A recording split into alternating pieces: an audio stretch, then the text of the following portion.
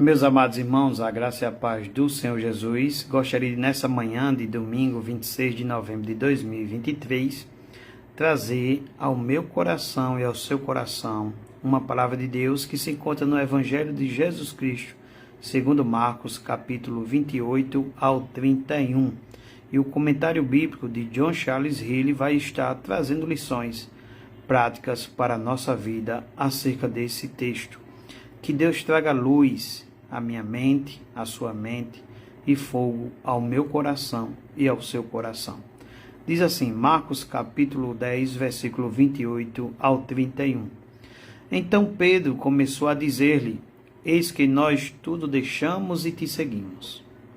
Tornou Jesus, em verdade vos digo, que ninguém há que tenha deixado casa, ou irmãos ou irmãs, ou mãe, ou pai, ou filhos, ou campos, por amor de mim e por amor do Evangelho, que não receba já no presente o cêntuplo de casas, irmãos, irmãs, mães, filhos e campos, com perseguições, e no mundo por vir a vida eterna. Porém, muitos primeiros serão últimos, e os últimos primeiros.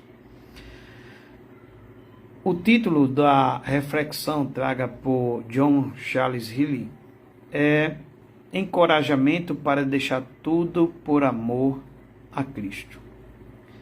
E ele inicia dizendo o seguinte, que a primeira coisa que nos chama a atenção nestes versículos é a gloriosa promessa que eles encerram.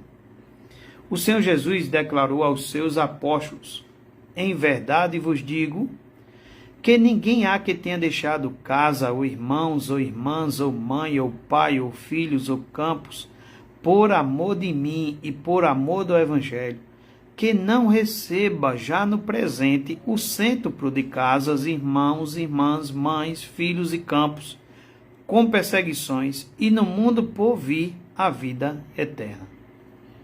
Na palavra de Deus, existem poucas promessas mais amplas do que essa. Certamente, em todo o Novo Testamento, não há outra promessa que contenha tão notável encorajamento para a vida presente. Todos aqueles que se sentem temerosos e desanimados no serviço de Cristo, consideram-na atentamente. Todos aqueles que estão enfrentando dificuldades e tribulações por amor de Cristo, estudem-na cuidadosamente e extraiam dela conforto. A todos os que se sacrificam a favor do Evangelho, Jesus prometeu já no presente o cêntuplo. Eles não receberão somente o perdão e a glória no mundo vindouro, mas até mesmo neste mundo receberão esperanças e alegria, além de palpáveis confortos suficientes para compensar tudo quanto perderam. Na comunhão dos santos, eles encontrarão novos amigos, novos relacionamentos, novos companheiros, mais amorosos, mais fiéis e mais valiosos do que quaisquer que tinham antes de sua conversão. A introdução deles na família de Deus será uma abundante recompensa por haverem sido excluídos da sociedade deste mundo. Para muitos, isso pode soar como algo espantoso e incrível, porém, milhares têm descoberto por experiência pessoal que isso é verdadeiro. A todos aqueles que sacrificam a favor do Evangelho, Jesus prometeu, no mundo por vir, a vida eterna. Essa é a promessa. A todos aqueles que se sacrificam a favor do Evangelho. Jesus prometeu, no mundo por vir, a vida eterna. Assim que eles se desfizerem de seu tabernáculo terrestre, serão introduzidos em uma existência gloriosa, e na manhã da ressurreição, receberão honra e alegria, tais que ultrapassam todo o entendimento humano.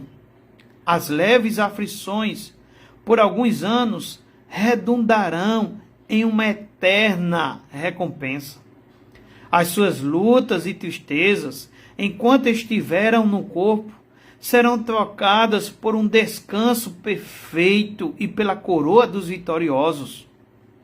Eles habitarão em um mundo onde não há morte.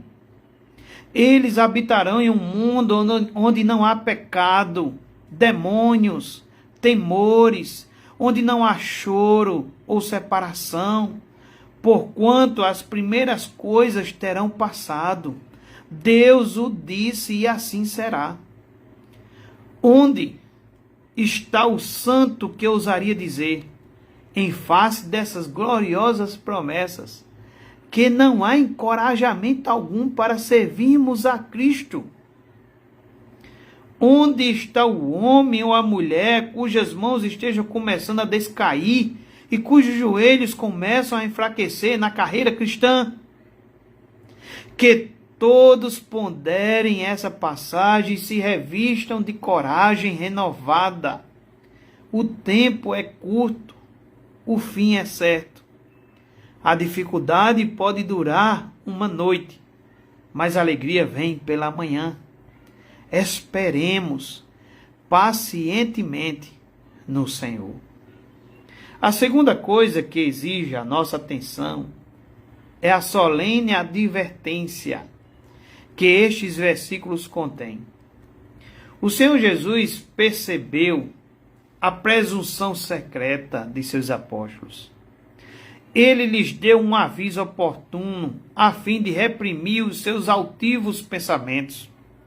Porém, muitos primeiros serão últimos e os últimos primeiros.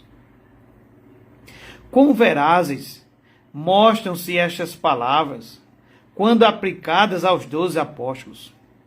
Entre os ouvintes de Nosso Senhor, houve um homem que em certo tempo parecia ser um dos mais importantes dentre os 12. Ele apresentava ser mais cauteloso e digno de confiança que qualquer outro. Carregava a bolsa e guardava o que nela era posto. Entretanto, ele caiu e teve um triste fim. O seu nome era Judas Iscariotes. E não estava entre os ouvintes de Nosso Senhor, naquele dia, um homem que posteriormente fez mais por Cristo do que qualquer dos 12. No tempo em que o Senhor pregava, ele era um jovem fariseu, criado aos pés de Gamaliel e zeloso pela lei. Entretanto, aquele jovem finalmente foi convertido à fé em Cristo.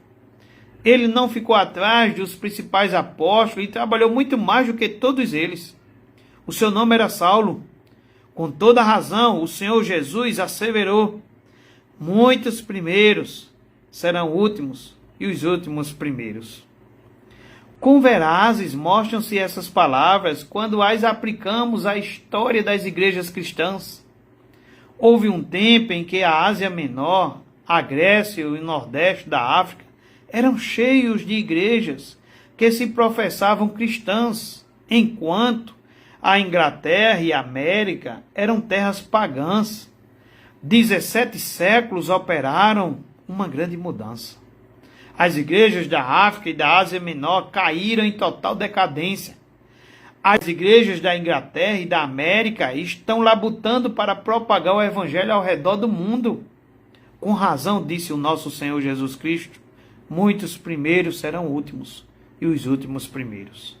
Quão verdadeiras parecem ser essas palavras para os crentes quando eles consideram o passado de suas próprias vidas e relembram tudo quanto tem acontecido desde a época de sua conversão. Quantos outros começaram a servir a Cristo ao mesmo tempo em que eles e parecem estar correndo bem por algum tempo. Porém, onde estão estes outros agora?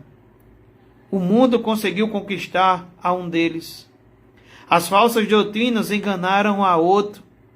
Um casamento mal feito arruinou um terceiro deles. Poucos realmente são os crentes que não se recordam de muitos casos similares. Poucos têm deixado de descobrir através da mais triste experiência que os últimos, com frequência, são os primeiros e que os primeiros são os últimos. Aprendamos a orar por humildade quando lermos textos bíblicos como esses. Não basta começar bem. É necessário que perseveremos e prossigamos na prática do bem. Não podemos nos contentar com as belas florescências que resultam de algumas convicções religiosas, de algumas alegrias e tristezas e de algumas esperanças e temores. Precisamos produzir o bom fruto dos costumeiros hábitos do arrependimento, da fé e da santidade.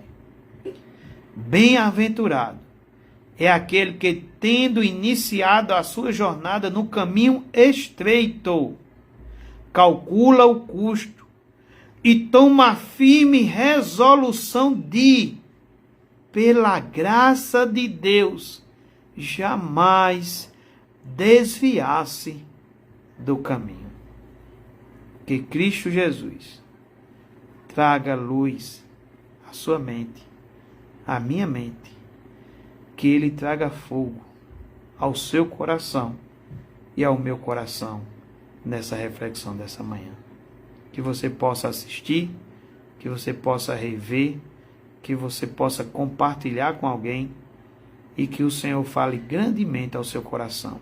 Que você seja encorajado nesta manhã e que você observe também as exortações que o Senhor Jesus nunca deixou de fazer aos seus. Deus abençoe cada um no nome de Jesus.